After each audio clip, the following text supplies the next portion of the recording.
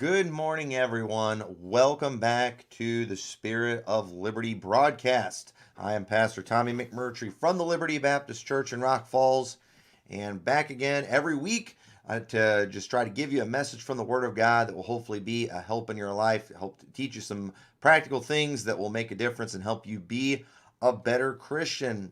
This morning, what I want to talk about the subject of being poor or poverty. And really, the title of this lesson is called The Wrong Kind of Poor. Often, when you are reading the Bible, especially in the book of Proverbs, it almost sometimes looks like being poor is a bad thing or a sin. And the truth is, it's not a sin to be poor. It's not bad. Being poor does not necessarily mean that you are a bad person.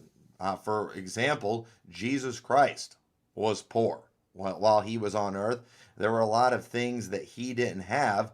So, but at the same time, though, we do see a lot of negative things when it comes to being poor in the Bible, especially in the book of Proverbs. And so there are some legitimate reasons that people are poor. Some people live in impoverished countries, or they live in countries where you've got dictators running things that oppress the people and make life very difficult.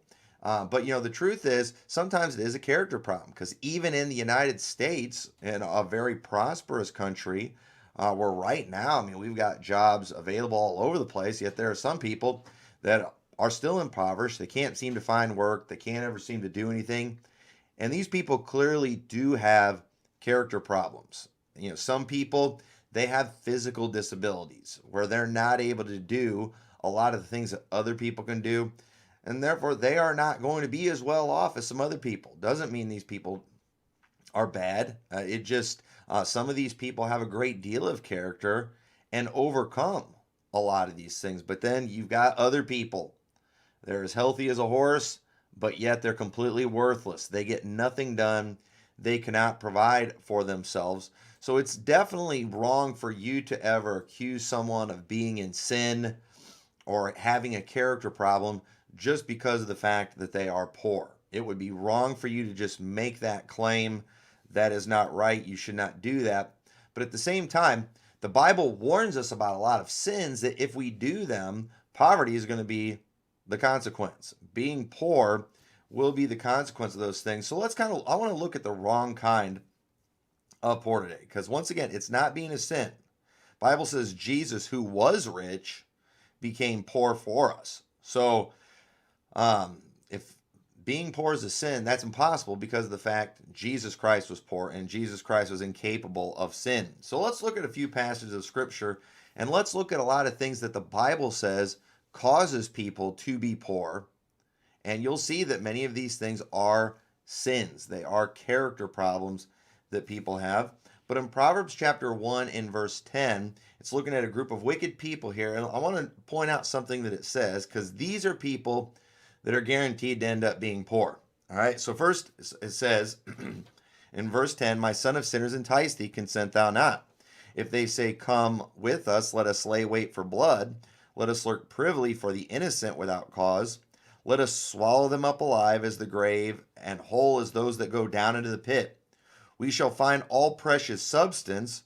We shall fill our houses with spoil. Cast in thy lot among us. Let us all have one purse. My son, walk not thou in the way with them. Refrain thy foot from their path, for their feet run to evil and make haste to shed blood. Surely in vain the net is spread in the sight of any bird, and they lay wait for their own blood and lurk privily for their own lives. So are the ways of everyone that is greedy of gain, which taketh away the life of the owners thereof." I want you to notice this first group of people are those who have made themselves dependent on the wicked for support. Notice how they said, cast in the wicked ones, the ones he said, don't let these people deceive you. They said, cast in thy lot among us. Let us all have one purse. Let's all be equal. Let's all share the wealth. Now, isn't that a message that we're hearing from our government today? Hey, let us take care of you. It's not fair that one group is rich and another group is poor. You know what? We need to just, have this idea that everything belongs to the government and it's up to the government to distribute everything equally among all the people. And folks, that is a wicked concept. That is a concept that is guaranteed to bring poverty to this country. It has already brought poverty to many countries. People that are just too lazy to work. They would rather steal from someone else. It mentions, says, we shall find all precious substance. We shall fill our houses with spoil. These people are plotting and planning to take away from those who have, to just give to themselves. And that is what is going on in the political world today. We've got the Democratic primary going on right now, and this is basically a group of people, a group of wicked people standing up on a stage, giving their plan, giving their plot for how they can find all precious substance, how they can take everything from the rich and give it to a bunch of pathetic, lazy people who don't want to do anything. That is not right. That is very wicked. And these people that are plotting this, the Bible says, my son, as sinners entice thee, consent thou not. Don't listen to that. Don't fall for them. They're not trying to help you. You see, what they do, what these sinners were doing here, they're going to go try to find some simple ones to do their dirty work for them, because they're afraid they might get caught. They're afraid they might get hurt in trying to steal from these people. So, they're kind of the masterminds behind it, but they're not the ones doing the dirty work. They get these simple ones to do it. And at the end of the day, they always abandon the simple ones. They never take care of them. They never give them what they promise.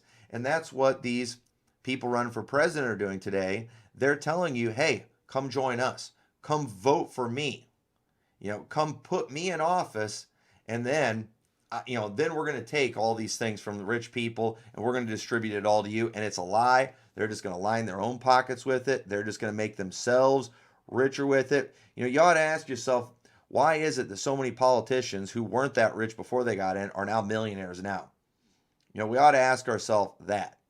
And I'm not a Trump supporter, but I'm not really worried about a guy who became a billionaire on his own and is now president. I'm not as worried about him as the guy who wasn't even a millionaire, got into office and is now a multimillionaire. That doesn't make a whole lot of sense to me, yet that's what was going on, and that's the kind of thing we ought to worry about. And I'm sick of these people who are basically doing what Proverbs 1:10-19 warned us about. The Bible says, my son, if sinners entice thee, consent thou not. And we often use that verse, when it comes to being enticed to do any sin, and that's fine, that's appropriate. But in context, what it was specifically talking about is these group of people saying, cast in thy lot among us. Let's all have one purse. Let's all just, be one group with one wallet, and we'll all take care of each other. That never works. That only brings destruction. And if you are someone out there who is going to vote for these kind of people, I'm just going to say right now, you're probably poor. And, the Democratic Party and our government, they're doing a great job of getting as many, creating as many poor people as possible. That way they'll always have that voting base. And you know what? You keep voting for people like that, they're going to steal from others to give to you. Just plan on continuing to be poor. That is going to be your life. If you continue supporting that type of thing, you need to support those who are for freedom, who are for deregulating things, not regulating things. You ought to support people who are for, getting rid of taxes, not adding taxes. And if you don't, just plan on continuing to be poor and miserable, always sitting around trying to figure out how you can take from someone else. Once again, being poor is not a sin, but you being enticed by those who are plotting to steal from others to give to you will make you poor. Just mark it down. That is a sin that often leads to poverty. So another thing that often will make you poor, that's wrong, is when you remain ignorant concerning financial matters. Some people are just ignorant. They don't know anything. They're not willing to read any books. They're not really willing to learn anything. The Proverbs 3:13 says, happy is the man that findeth wisdom, and the man that getteth understanding. For the merchandise of it is better than the merchandise of silver, and the gain thereof than fine gold. Wisdom is better than money. And anybody can get wisdom. The Bible says wisdom crieth out in the street. But we've got a lot of people today, they'd rather play their video games, they'd rather watch television all day. They're not willing to learn anything. They're not willing to gain the wisdom that would help them out more financially than gold or silver. Do you realize how fast you can spend all your gold and silver? Money goes quick these days, especially when you're stupid. So if you would gain some wisdom, the value of it would literally be more than silver and gold. This is why people who win the lottery always end up worse off than they ever were, because people who play the lottery are financially ignorant. They are stupid. And millions of dollars will not buy you wisdom. You will just be an idiot with millions of dollars, and you will eventually lose it all. And you will probably become worse off than ever before, because now you'll be able to afford, more drugs and more alcohol that they all seem to want to spend their money on. I'm getting tired of getting in line in the gas station behind all these people driving, a bunch of trash. Their kids are wearing, nasty clothes. They don't have a coat on. And then I see mom and dad in there buying beer, buying lottery tickets. You know what? I don't care how much money you win. You will die broke. You will die stupid. That's just the reality of things. Let's keep reading. It says, length of days are in her right hand, and her left hand are riches and honor. Her ways are the ways of pleasantness, and all her paths are peace. She is a tree of life to them that lay hold upon her, and happy is everyone that retaineth her. Poverty and shame shall be to him that refuseth instruction, but he that regardeth reproof shall be honored. So right there we see that poverty and shame, it's going to come to those who refuse instruction. If you refuse to learn anything, you will come to poverty. Okay? Poverty, again, it is often the result of bad choices. It is the result of bad behavior. It's not always about circumstances. Sometimes it is. It's not always about, a wicked, oppressive government. Sometimes it is, but most of the time it's these things we're talking about, especially if you live in the United States of America. There's still plenty of opportunity here for those who have some character, for those who have some wisdom, those who are hardworking, those who are none of these things that we're talking about in this passage. So look at what it says in chapter 3 of Proverbs in verse 27. So another group of people that's going to continue, or that's going to find themselves in poverty, are those who do not pay their debts. It says, withhold not good from them to whom it is due, when it is in the power of thine hand to do it. Say not unto thy neighbor, go and come again tomorrow, I will give when thou hast it by thee. Devise not evil against thy neighbor, seeing he dwelleth securely by thee. It is an evil thing to not pay what you owe. And you can go and talk all you want about how evil the banks are and how oppressive they are, but nobody twisted your arm and made you sign an agreement with these people. I understand these banks are greedy. I get it that the credit card companies have some outrageous rates and their fees and penalties are unjust. I won't argue with you about that, but at the same time, I don't see how, adding an injustice to an injustice makes our world a better place. I don't see where you were forced to sign up with JP Morgan Chase or whoever. I don't see where anybody made you do that, yet you did this. You agreed to it. And when you go against that agreement, just understand you make the world a worse place.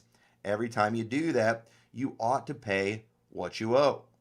Somebody's going to end up paying it, and it should be the one who did the borrowing. It should be the one who got whatever it was. And people who don't pay their bills are going to find themselves in poverty. Often not paying your bills results in things going to collections. It ends up hurting your credit. A lot of times not paying your bills causes fees to be added that can be very great, and money that you could have been spending on other things, you've now got to spend on a late fee.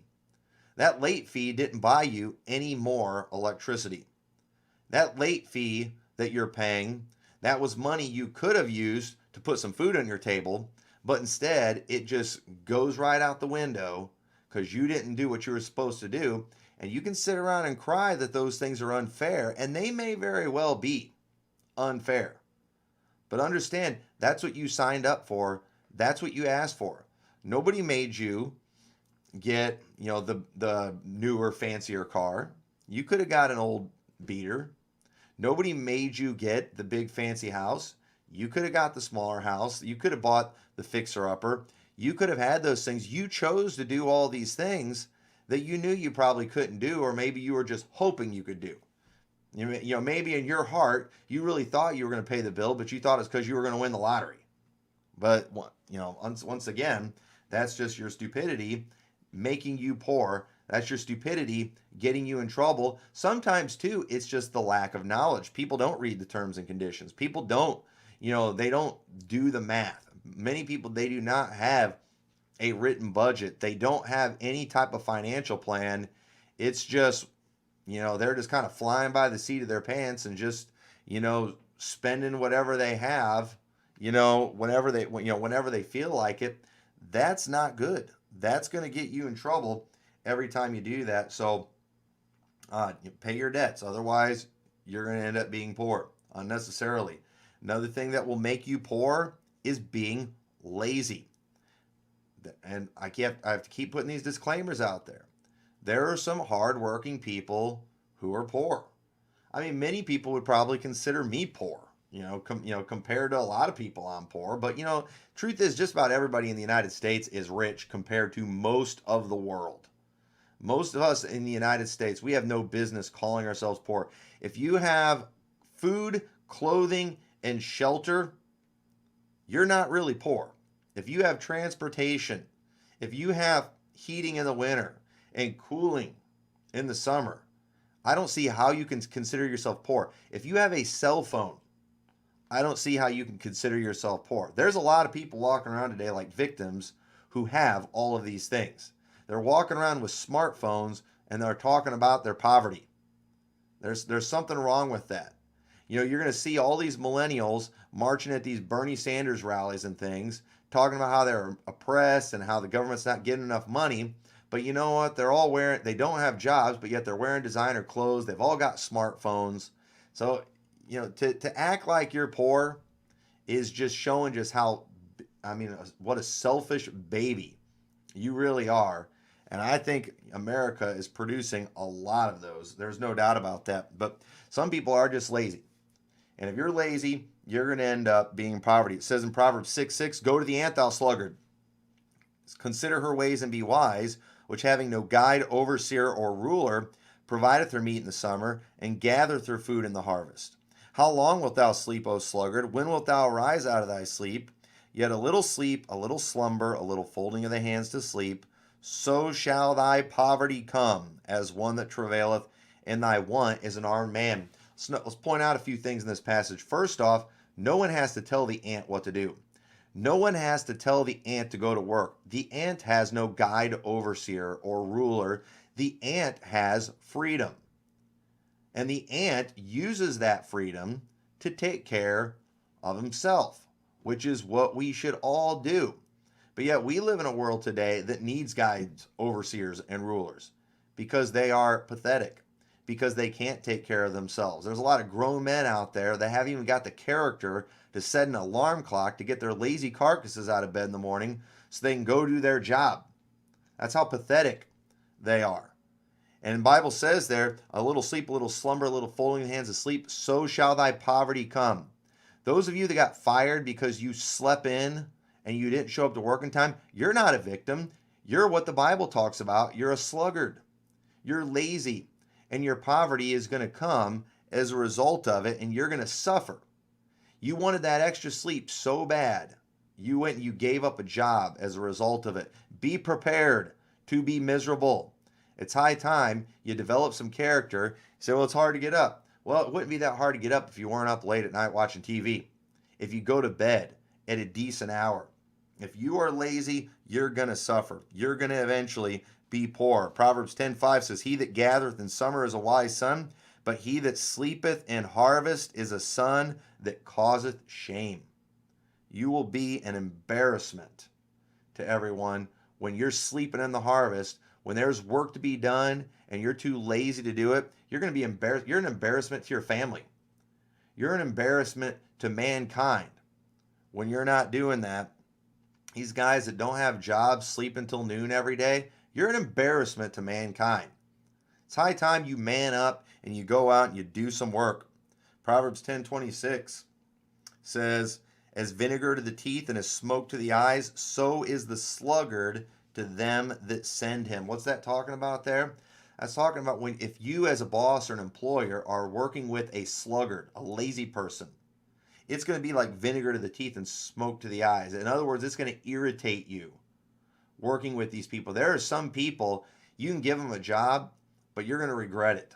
You know why? Because they're worthless. They can't follow instructions. They can't do anything right because they are lazy. And that's how it is with a sluggard. That sluggard is always just going to be sitting around wanting, they're not able to be satisfied. It says in Proverbs 13:4, the soul of the sluggard desireth and hath nothing, but the soul of the diligent shall be made fat. So that sluggard, he's always going to be wanting more. You know, these Bernie Sanders clowns that are out there, they're always going to be crying for more from the government. And if Bernie Sanders ever gets elected president and he gives these people everything he says that they're going to give them, eventually he's going to get overthrown by someone who's more crazy than he is, who promises they're just going to vote for the next person who promises them more stuff. Because you can't satisfy the sluggard. That lazy, good-for-nothing person, you can give them all the food stamps you want, you can give them all the welfare money that they want, you're never going to satisfy them. That's just their character. It's who they are. You know, there's something about, working for something that helps you appreciate things. But when everything's just handed to you, you don't appreciate it. And man, we have a lot of these people in this country. And it's just a shame that they're even allowed to vote. Just because all they're doing is using that power of voting to just put in more people that are just going to give them stuff. And sometimes I think they need to go back to just letting landowners vote. People that have actually accomplished something financially, people who have actually done something with their money, let them make the decisions, not a bunch of worthless good-for-nothings that have accomplished absolutely nothing except surviving till age 18. That is literally the only accomplishment that some people have who are voting today, is that they have lived to be 18, and the only reason they have survived to be 18 is because somebody's been spoon-feeding them their entire life. They've never done a thing. They don't even have a job. They're not even paying taxes, and yet we're going to let these people vote and pick our next leaders? Something very wrong with that. And you say, you saying we should deny some people the right to vote? Yeah, I'm saying it. I think people like that shouldn't be allowed to vote. They're leeches on society, and we don't need them deciding who our leaders are going to be. Let's make them accomplish something first. And if you get offended by that, you know what? Just vote for Bernie Sanders. I'm sure he'll do everything he can to take away my right to say some of these things that I'm saying. But just understand, your life's going to continue to stink. You're going to continue to be pathetic. But I'm running out of time. I've got a lot more things I want to cover here. Proverbs 6:1 says, my son, if thou be surety for thy friend, if thou hast stricken thine hand with the stranger, thou art snared with the words of thy mouth. Thou art taken with the words of thy mouth. Do this now, my son, and deliver thyself when thou art come into the hand of thy friend. Go humble thyself, and make sure thy friend. Give not sleep to thine eyes, nor slumber thine eyelids. Deliver thyself as a roe from the hand of the hunter, and as a bird from the hand of the fowler. This is talking about getting involved in a bad financial deal, being surety for a friend. Today we would call that something like co-signing an agreement. If you get caught in a bad deal, if you make a stupid decision financially, do whatever you've got to do to legally get out of that, or to make that right. Many people have gotten themselves in dangerous situations. If you, for example, have gone to any of these quick cash loan places around town, do whatever you can to deliver yourself from that. Some of you, we're going into the Christmas season, you're going to go to some of these quick cash loans place, and you're going to go and you're going to accumulate debt that's going to have some fees on it that are astronomical. You are going to get yourself in trouble. If you have done that, do whatever you've got to do to deliver yourself from that. Go sell a car, do whatever you've got to do to get out of that deal, because that deal is going to destroy you. And it's amazing the type of agreements that people are entering into today. And the truth is, they just don't realize it because they're too lazy to study up on these type of agreements.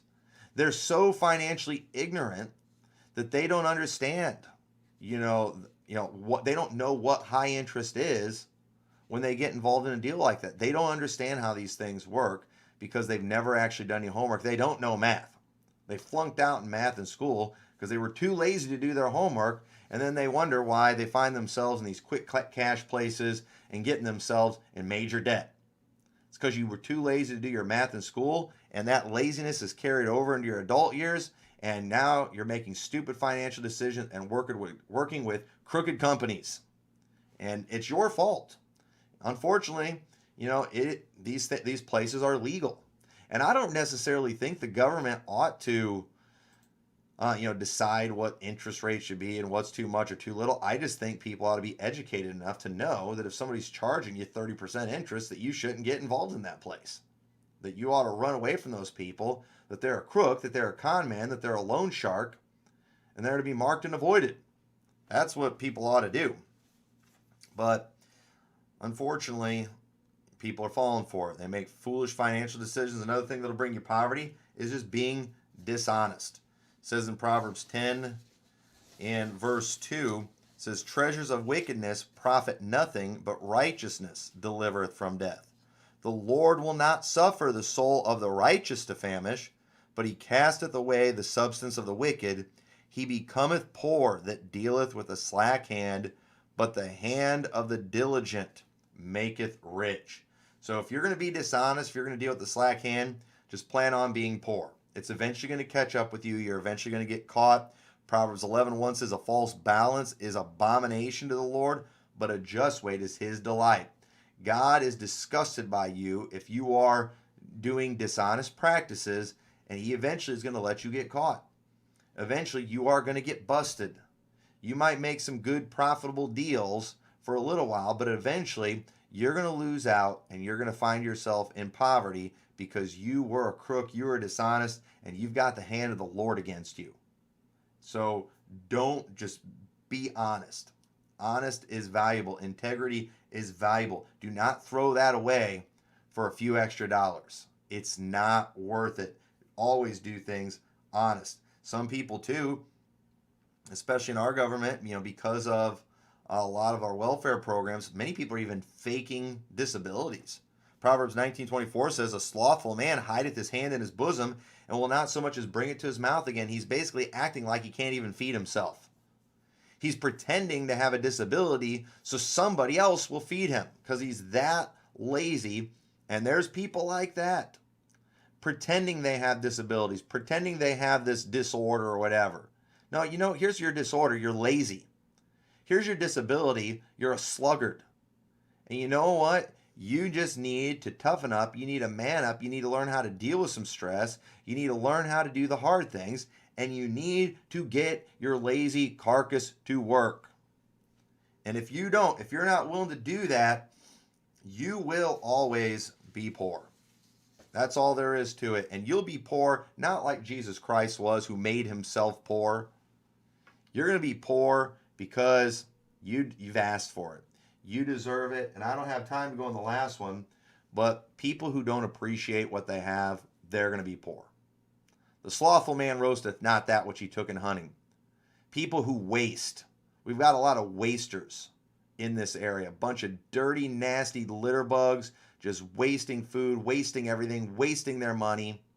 You will always be poor if you do that. So understand, it is not a sin to be poor. There are many legitimate reasons.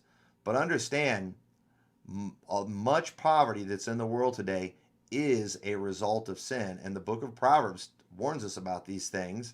And we are seeing these things lived out, the Bible being proved again every day in our society. And you need to avoid these things and stop sitting around just acting like a victim, waiting for the government to bail you out. They're not going to bail you out. The government will always make it worse for you. So I hope this didn't offend you. I hope it was a blessing. And if it did offend you, you know what? Get over it. So anyway, hope to see you next week. God bless.